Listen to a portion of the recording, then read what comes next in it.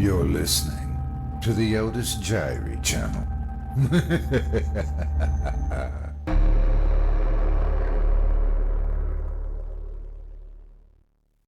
Chapter 16.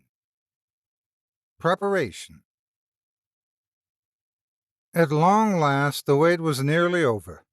October 30th had arrived, and the group met at midday in the Witch's Brew. George had prepared food and drink for everyone, which would sustain them until the job was done.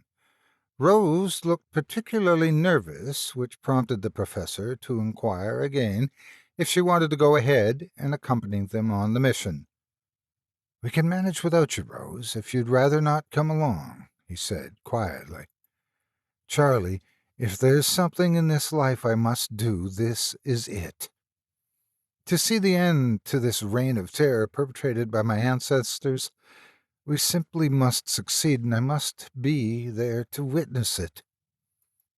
"I do understand," he said sympathetically, placing his hand comfortingly on her shoulder. "Just as long as you're sure you can cope. It'll be a hazardous journey to the chamber along the river tunnel, and then goodness knows what will happen." "I know, but I have to see it through, Charlie." George poured out the drinks and gestured for the others to help themselves to food, and then pulled out a scruffy piece of paper from his equally scruffy jacket pocket and scrutinized it. "What have you got there, George?" commented Gale. "My notes and concerns," he mumbled whilst chewing away on his bread. "We're all concerned, George, but so much is an unknown at this stage that it's pointless worrying about it.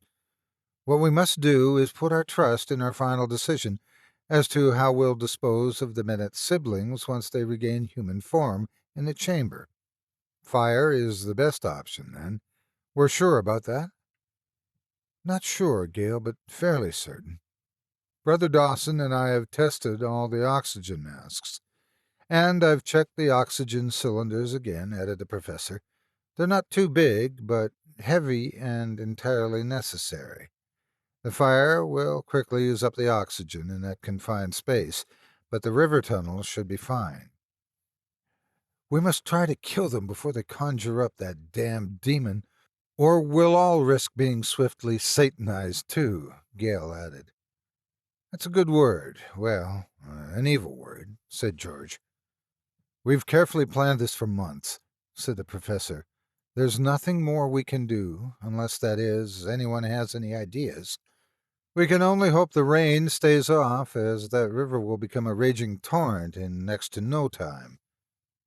The room fell silent, but outside the wind howled, filling them all with a sense of foreboding for what exactly the next day had in store for them. Duncan stood up. "We must be on our way early this evening. We can't afford to miss midday tomorrow, and we don't know exactly how long their nasty little ritual will last. We have to catch them with the flamethrowers when they're vulnerable, at the moment they completely return to human form."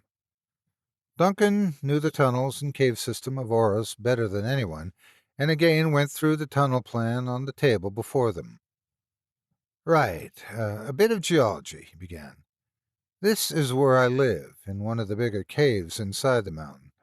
All of this system was at one time flooded, and the limestone gradually eroded away over millions of years by flowing acidified water to form the tunnels and caves." Duncan traces the route on his map with his finger. "So, we can navigate from my cave down to the Halloween chamber under the mausoleum, to the Abbey crypt chamber, and finally down and then up into the Witch's cave under Lover's Crag as the Plan B escape route. We've only one chance this year, and we need to access the chamber stealthily by the tunnel for the element of surprise." "Is there a chance they'll see or hear us at the chamber's river entrance?" Gale asks. "Almost impossible. I've been there twice myself. Once in position and the ritual begun, they're oblivious to everything around them, and that's when they're vulnerable. They can't hear much anyway above the sound of the rushing water. The prof and I will lead, then we'll fire up the throwers at the right moment, if that's all right with you." he said, turning to the professor, who nodded, looking worried at the prospect. "Have we a backup if the throwers don't work?" queried Rose. "No. Only intense fire will end their immortality, sort of like creating a small fiery hell to merge them back into the real place they belong. My presence there will only stop the demon if I call upon the power, but it could revert them back to the immortal birds before the fire does its job, and we can't risk that." "How do you know it'll work, Duncan?" said a worried Gale. "The short answer is I don't. This did not inspire confidence. It's the best I can come up with. You'll just have to trust me." Evening arrived all too soon as the 6 members of the assassination team, carrying all their equipment, climbed up to the base of the mountain the long way, bypassing the abbey and cutting across well behind the mausoleum to Duncan's secret cave entrance, and through into his living room.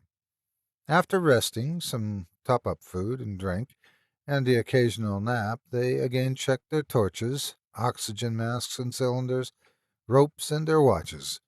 The flamethrowers had been tested earlier in the day behind the pub, much to the excitement of the local children who thought bonfire night had arrived 7 days early.